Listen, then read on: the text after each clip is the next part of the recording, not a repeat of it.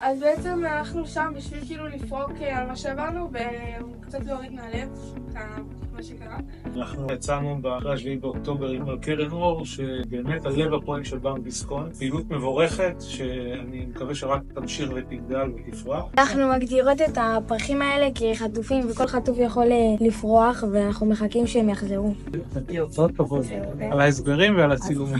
התוכנית בעצם מקנה לנו קודם כל הרבה מאוד ביטחון. בעצם שעתיים שבועיות, קצת לשבור שגרה. מקנה לנו המון ידע, המון כוח. זכינו השנה לקבל ככה כמה פעילויות שהצטרפו, אנשים ביקשו שיהיה פה חינוך פיננסי. אפשר שאלה? למה אתם חושבים שזה אולי חשוב לכם ללמוד חינוך פיננסי? אנחנו עדיין ילדים, אבל בכל זאת יש את המבט הזה של מה יקרה בעתיד. זה בעצם תורם לנו לקפוץ ישר למים עמוקים. בעצם לדעת להתנהל עם כסף. ואז לקחנו כאן עמותת הזנק ויצאנו לדרך, והם השותפים הטבעיים שלנו לדבר כזה, כי דורשות מיומנויות מורכבות להרים פרויקט כזה, זה לא פשוט בנו. זה מידע פנים, אתה יודע. משום שאני מאמין בילדים האלה.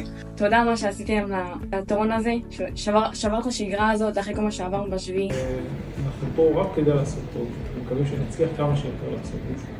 בשותפות אדירה עם בנק דיסקונט. קיבלתם הצצה לאיך נראה יום בחיי קרן אור.